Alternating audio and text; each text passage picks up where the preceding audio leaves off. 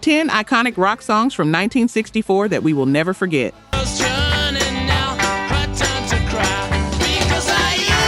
1964, in one remarkable year, a handful of riffs, accidents, and moments of pure rage in the studio rewrote what rock was allowed to sound like.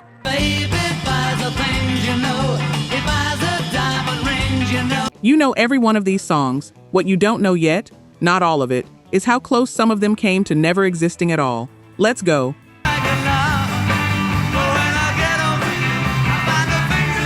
Number 10, Go Now, The Moody Blues.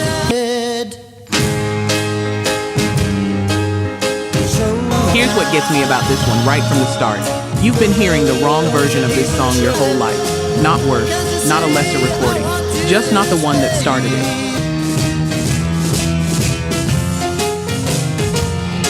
In early 1964, a soul singer named Bessie Banks recorded a heartbreak ballad, written by her husband Larry Banks and Milton Bennett, produced by Jerry Lieber and Mike Stoller.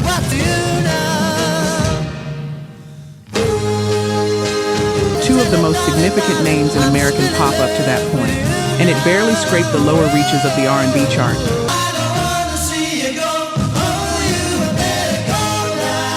America wasn't ready for it yet, but over in England, a young guitarist named Denny Laine was flipping through a suitcase full of records from America.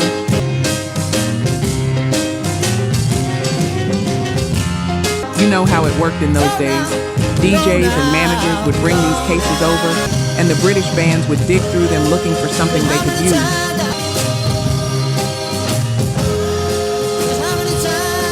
Laine heard Bessie Banks and knew immediately.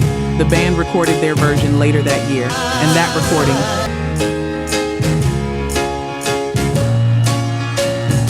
Denny's pain-scorched vocals sitting on top of arrangements that matched the original almost note for note, went straight to number 1 in the UK and cracked the top 10 in America.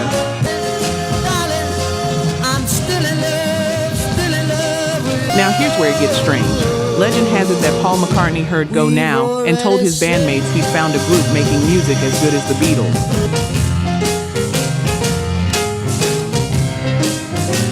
Think about what that means. This is 1964. The Beatles are the biggest thing on earth, and Paul is saying, equals. That's not a compliment, that's a reckoning.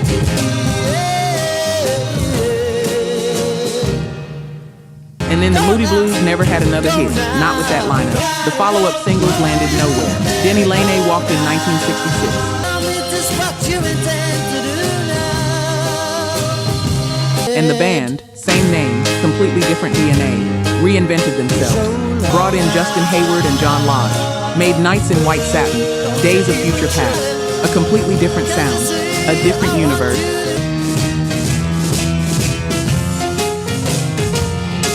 Here's what's wild. The Moody Blues that Paul McCartney supposedly called his equals, that band essentially ceased to exist.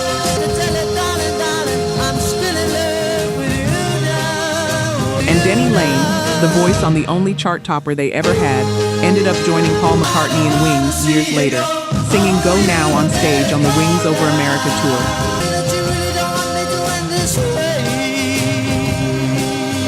The man who once made a record that made Paul stop and pay attention, now singing that record as part of Paul's show.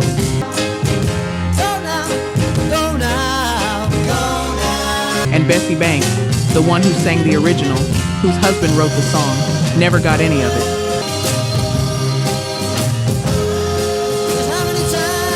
The hit wasn't hers. The recognition wasn't hers.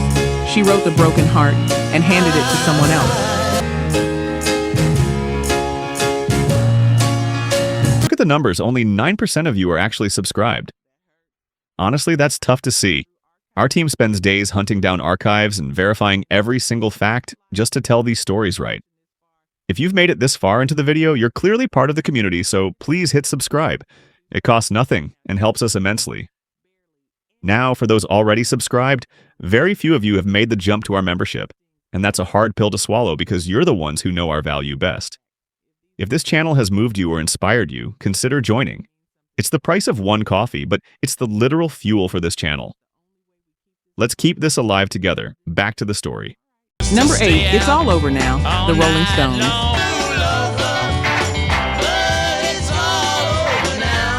This one is really two stories running at the same time. One about a band finding its identity, and one about the man they borrowed it from, and what that cost him, and what it eventually gave him.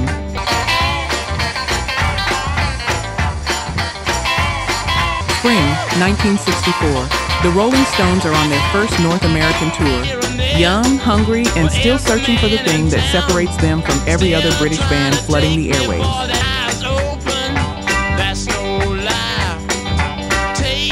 And then a New York DJ named Murray the K hands them a record. It's by a group called the Valentinos, Bobby Womack's group, on Sam Cooke's SAR Records label.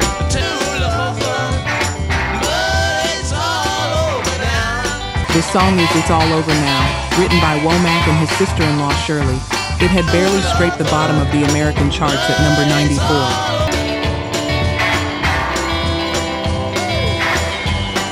Nine days after hearing that record, the Stones were inside Chess Studios in Chicago, recording their own version. 9 days.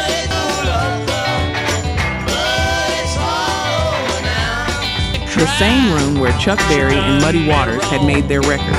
And something crystallized in that studio. The swaggering, sneering, guitar-driven attitude the Stones had been circling around finally locked into focus.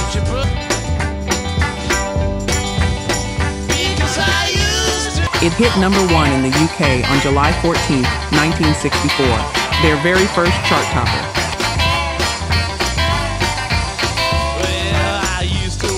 Bobby Womack found out, and he was not pleased.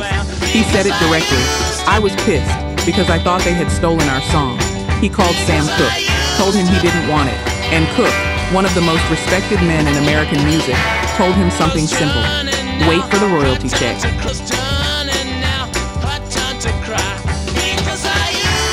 6 months later, the check arrived, and Bobby Womack told Sam Cooke that Mick Jagger could have any song he wanted. Just like that, genuine fury becoming something approaching gratitude, because the money finally said what the credit never had.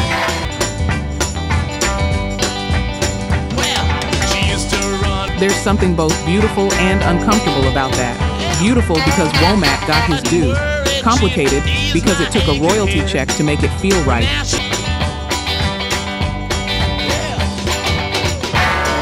And here's the footnote that still stings.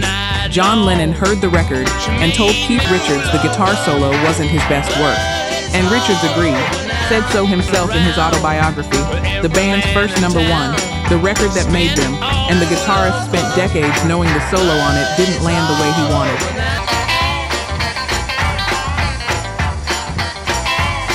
Some victories carry their own quiet dissatisfaction, but the song endured because it was real.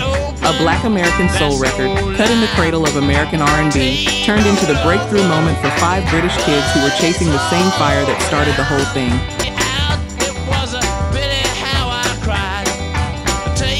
And sometimes the line between borrowing and stealing depends entirely on who got paid and when.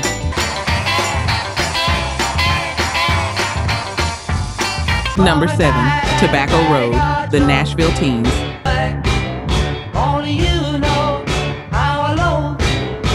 Tobacco Road is one of the rawest, most visceral rock recordings to come out of 1964, and it almost never gets mentioned when people are talking about this era. That genuinely bothers me. Bring it back to Tobacco Road. The song was written in 1960 by John D. Loudermilk, a North Carolina songwriter who had a gift for capturing the desperation of poverty without making it feel like theater.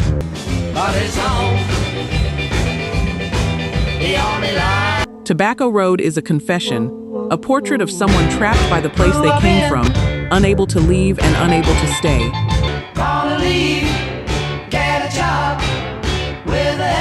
It's not a protest song. It's something sadder than a protest.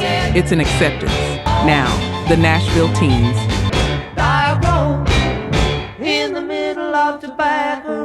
Here's where the story gets strange before it even starts. The Nashville Teens were not from Nashville. They were a British band from Surrey, England, who somehow arrived at the most American-sounding band name imaginable.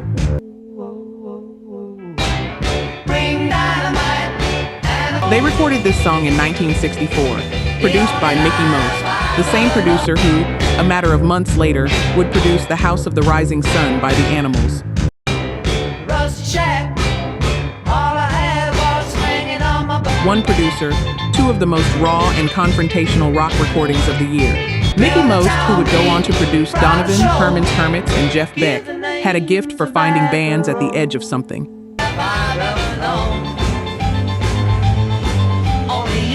Tobacco Road hit number 6 in the UK and number 14 in the United States, 13 weeks on the British chart.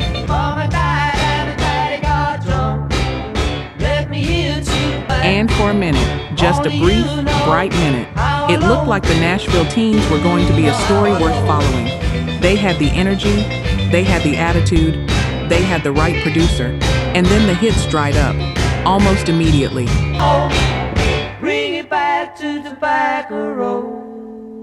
A follow-up called Google Eye in October, a few more tries in 1965, and then quiet. But here's what they left behind. Their drummer, Barry Jenkins, went on to join Eric Burdon's New Animals.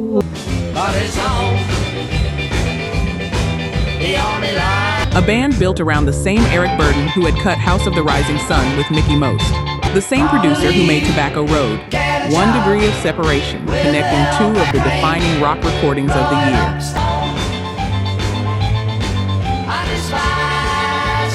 And their keyboard player, John Hawken, co-founded Renaissance, one of the most celebrated progressive rock groups of the following decade.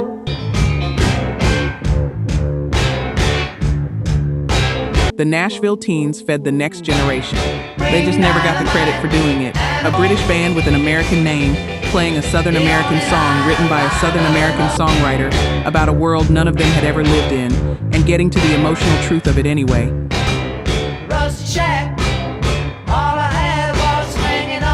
Because that's what great rock does. It doesn't ask for your passport, it asks for your nerve. And if you've never heard this recording, put it on the moment you're done here. You'll understand why it earned this spot.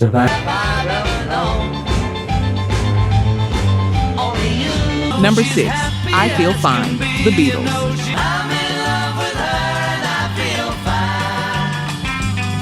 This is the song where the Beatles accidentally invented the next 20 years of rock and roll.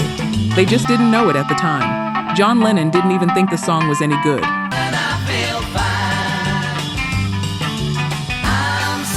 October 1964.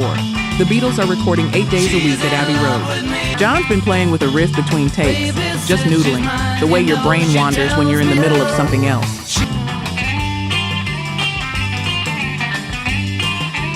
He keeps coming back to it. Eventually, he tells the band he wants to write a song around it. They say, go ahead. He comes back with I Feel Fine.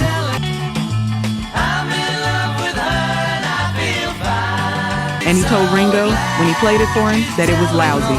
His word. They recorded it anyway.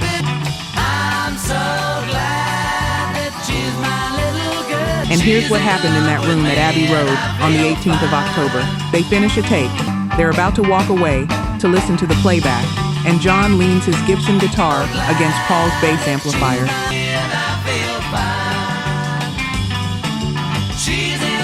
And the guitar feeds back, just holds, this sustained, low, buzzing hum.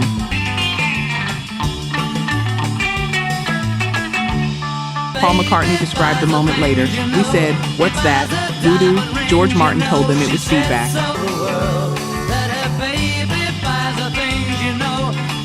And in that moment, they made a decision. We're keeping it. We're putting it at the beginning, on purpose. Now, the Kinks had been using feedback in their live shows. Dave Davies, as we talked about with You Really Got Me, had been chasing distorted sound all year, but nobody had put deliberate, controlled feedback at the opening of a pop single before.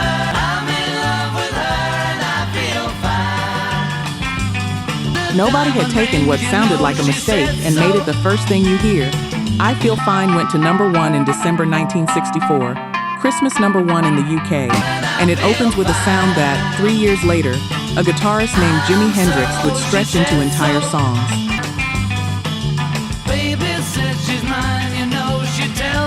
In the Beatles anthology, George Harrison said it with a smile. We invented Jimi Hendrix. And look, he's being funny, but he's not entirely wrong.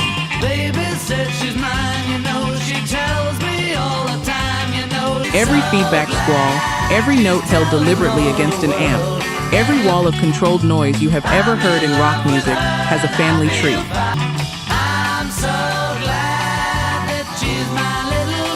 And one branch of that family tree runs straight back to October 18th, 1964, when a man leaned a guitar against an amplifier at exactly the right wrong moment.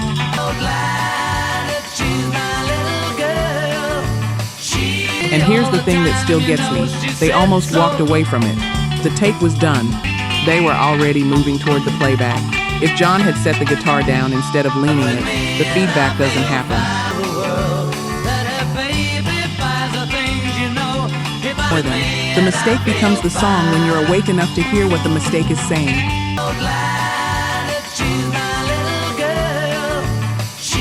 Number 5, All Day and All of the Night.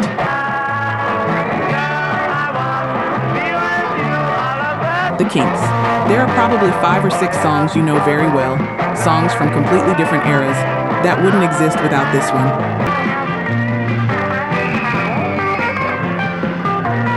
Some of those bands admitted it. Some of them hoped nobody would notice. And one of them got caught. You Really Got Me had just gone to number 1 for the Kinks.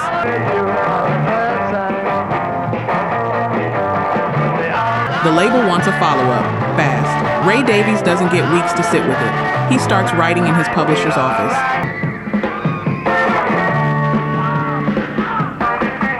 Finishes part of it in a car on the road during a small tour. 3, maybe 4 days total. And then the band drives to London after a gig in Birmingham and records it in 3 hours.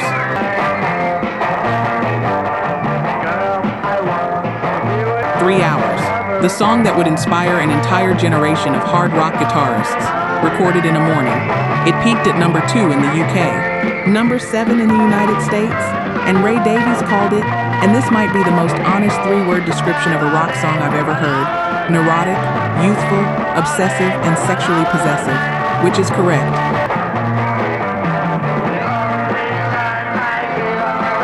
That riff doesn't ask for your attention politely, it takes it.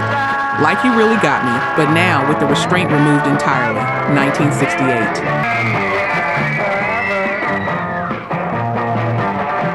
The Doors release Hello, I Love You, and if you know both songs, you already know where this is going. The riff is nearly identical. The structure, the rhythm, the whole attack of it. Ray Davies took it to court. UK courts ruled in his favor.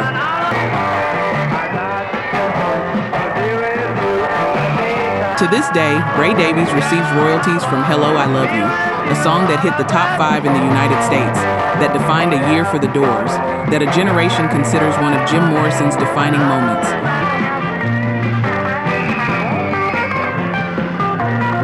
Royalties flowing back to a Tuesday morning session in London in 1964. But here's the part that gets me even more than the Doors.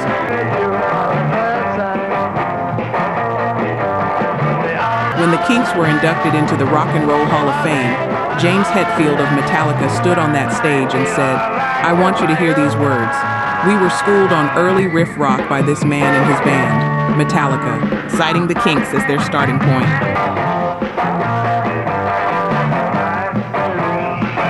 Ozzy Osbourne and Lou Reed have both pointed to All Day and All of the Night as the jump-off for punk and hard rock. Ray Davies, writing under deadline pressure in a publisher's office, finishing the song in a moving car, accidentally mapped the next 30 years of rock music. He said it himself.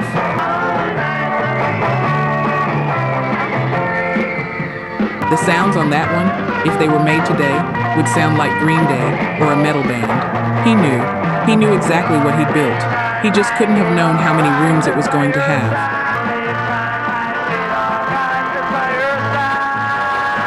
This might be the most stolen riff in rock history, and nobody in that world wants to say it flat out. But here it is. Every power chord you've ever felt in your chest owes something to this song.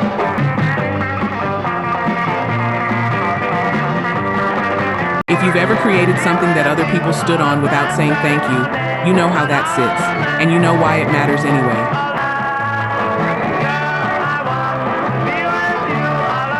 Number 4, Oh Pretty Woman, Roy Orbison. Before anything else, I need to tell you something about this song, because it looks like a celebration. On the surface, it is a celebration, but once you know the full story, it becomes something else entirely, and you can't unhear it.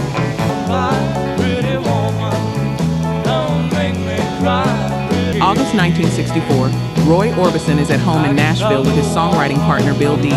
They're working, trying to find the next thing, and then Claudette, Roy's wife, comes down the stairs and says she's going to the store and she needs money.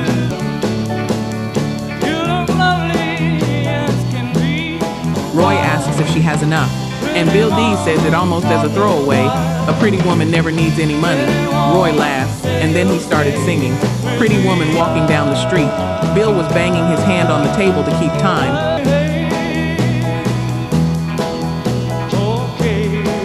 And by the time Claudette came back from that store, they had the whole song. Written on a Friday, recorded the following Friday, released the Friday after that, 3 consecutive Fridays from joke to record.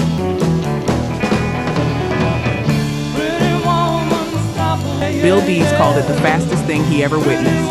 Fred Foster at Monument Records said the song needed an ending, so they added that coda where Roy gets the girl.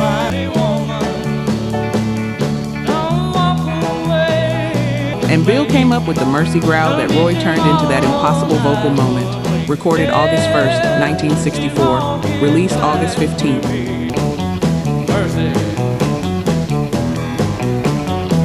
It went to number 1 in the United States in late September and stayed there for 3 weeks. Number 1 in the UK for 3 weeks as well. The 4th highest selling single of the entire year in America.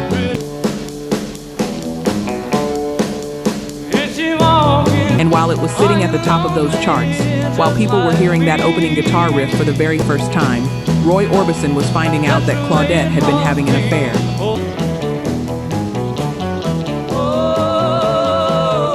He filed for divorce in November 1964.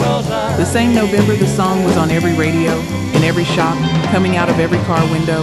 They reconciled, because love doesn't always follow the logical path. They remarried in 1966, and 2 months after the wedding, Claudette was killed when her motorcycle was struck by a truck on a highway outside Nashville.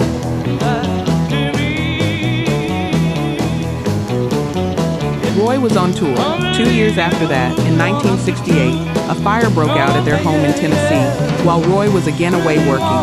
He lost 2 of his 3 sons, and "Oh Pretty Woman," this bright, brash, joyful thing that they wrote in an afternoon while his wife was at the store, was the last major hit of his career.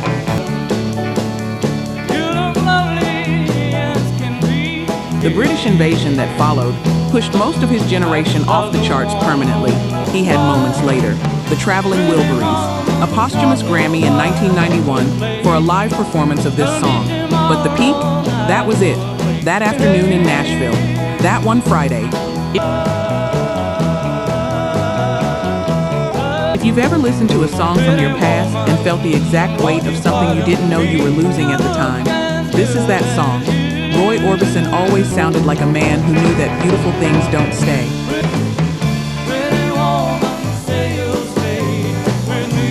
And "Oh Pretty Woman," as much as it sounds like pure happiness, is really about the moment before you find out what you have. That moment only comes once.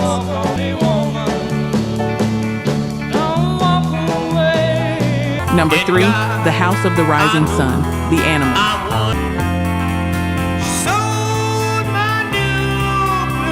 15 minutes, 1 take, 1 credit line on a piece of vinyl. That's the whole story of how one of the most iconic rock songs ever made became a source of bitterness that never fully resolved.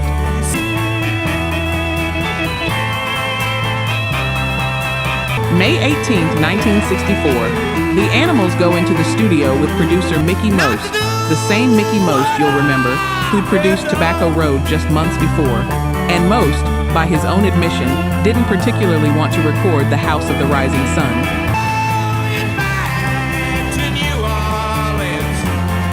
It was a traditional American folk blues song with roots stretching back to the early 1930s.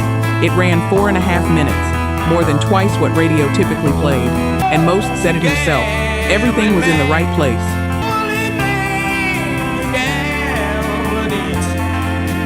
It only took 15 minutes to make, so I can't take much credit for the production. They recorded it in 1 take. 1.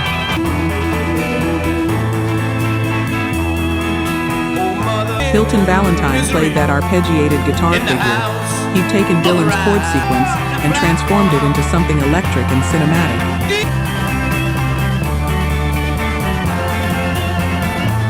Alan Price building on organ behind it, and Eric Burdon's voice, described as deep and gravelly as the northeast English coal town of Newcastle that raised him, carrying the whole weight of a song that doesn't belong to anyone from Newcastle, and yet belongs to him completely.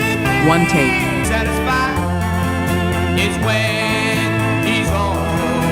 First British invasion, #1, unconnected to the Beatles, on both sides of the Atlantic. And then the credit line.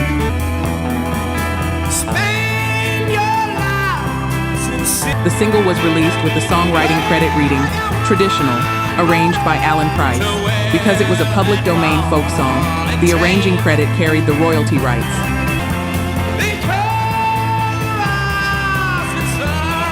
And only one name could go on the label, management told him. Not enough room for 5 names.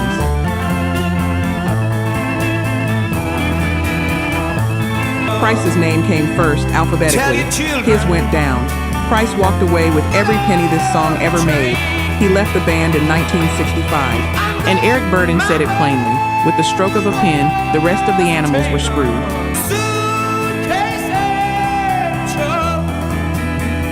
Every radio play, every film sync, every time someone covered it, every time you heard it in a movie or a commercial or a television show, all of that flowed back to one person because of one sentence on a piece of vinyl.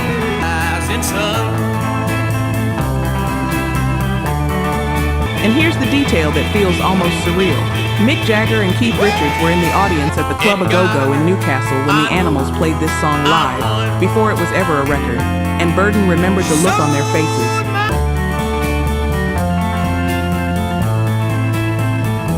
It was quite clear, he said, that they had to kill us off. The Rolling Stones, already deep in the competition of their lives, watched the Animals perform an unrecorded traditional song in a club and immediately understood it was a threat. They were right.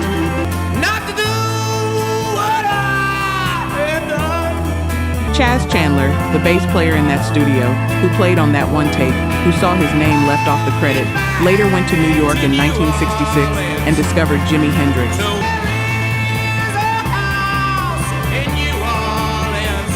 He saw the same thing the Animals had created in that studio, a performance that changed the temperature of the room. He recognized it because he'd been inside one.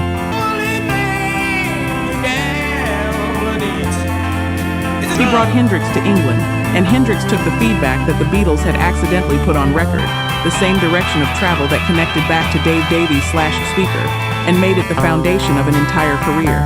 All of it connected, every single thread.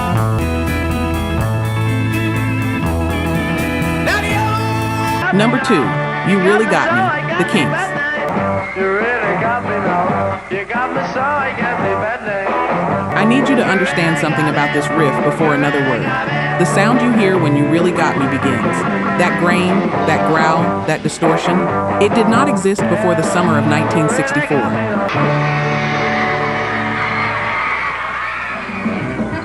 Dave Davies invented it with a razor blade. In a fit of rage, after a fight with his girlfriend, Ray Davies wrote the song in early 1964. Originally, it was something closer to jazz blues.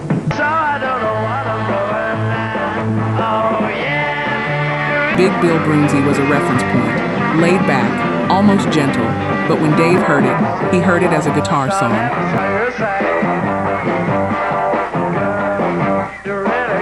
And Dave had been working on his sound, trying to find something that matched the aggression of how the Kinks played live, the thing that hadn't made it onto a record yet. He went home and picked up his Elpico amplifier, 10 pounds new, small, nothing special.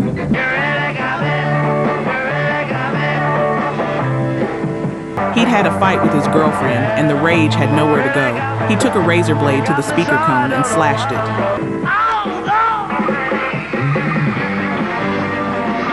He said it himself later, in those exact words, "Rather than slash my wrists, I thought I'd attack the speaker cone." That is not a metaphor. That's what he said. And when he played through the damaged speaker, this sound came out that had never been heard before.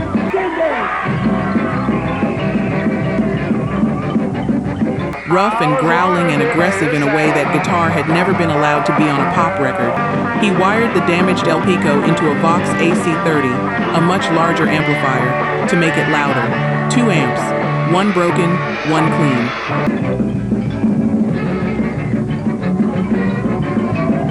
and producer Shel Talmy recorded the guitar on two separate channels simultaneously, one distorting, one not, and mixed them together. The result sounded louder than physics should have allowed, like something had finally stopped pretending.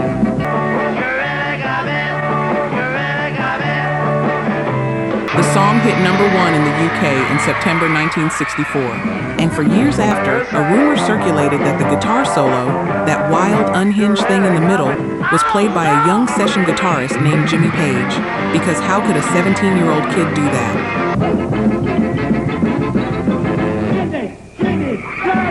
Ray Davies denied it. Dave Davies denied it, repeatedly and firmly, multiple times across multiple decades.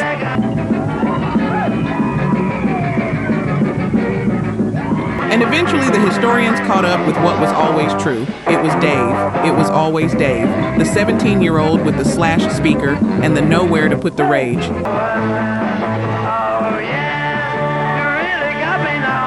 Number 1, A Hard Day's Night, The Beatles.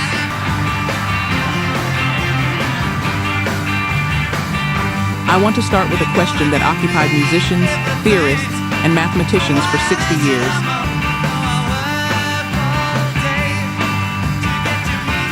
What is the first chord of A Hard Day's Night? Because nobody knew. Not exactly. And when the answer came, it came from the last place anyone expected.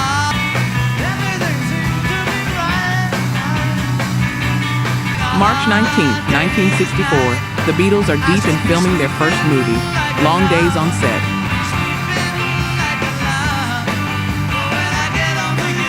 Ringo Starr gets to the end of one of those days and says, almost to himself, "It's been a hard day's night," a tired slip of the tongue. What he meant was, it's been a hard day.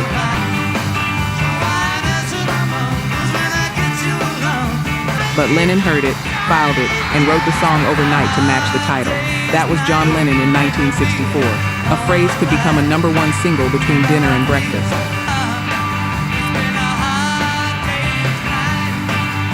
They recorded it April 16th, 9 takes. George Martin wanted the opening to hit before you could brace for it. The film demanded that.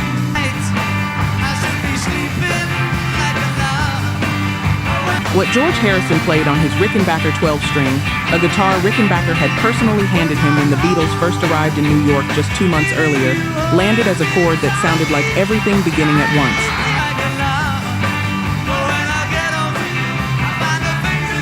And for 40 years, musicians couldn't reproduce it. Too many frequencies, too many notes stacked in a way no guitar combination could fully explain.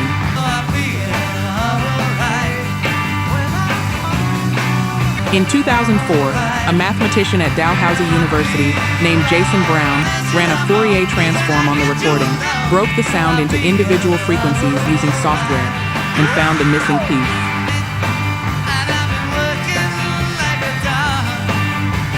George Martin had been playing piano on that chord, hidden in the opening second of the most analyzed rock song ever recorded.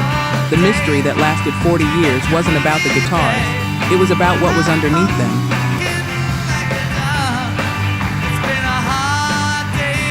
Roger McGuinn described hearing A Hard Day's Night and not knowing what an electric 12-string even was, only that he had to find out how Harrison was getting that sound.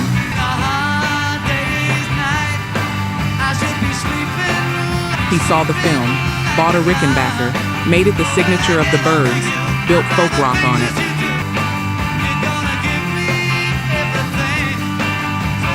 According to the Criterion Collection, Harrison's decision to use that 12-string changed music history, and that song is directly credited with birthing the folk rock sound the Byrds would popularize in 1965. George Harrison later called the Byrds the American Beatles. That's what one chord, in one opening second, on one April evening in 1964 started. A phrase said by accident, a song written overnight, a chord no one could crack for 40 years.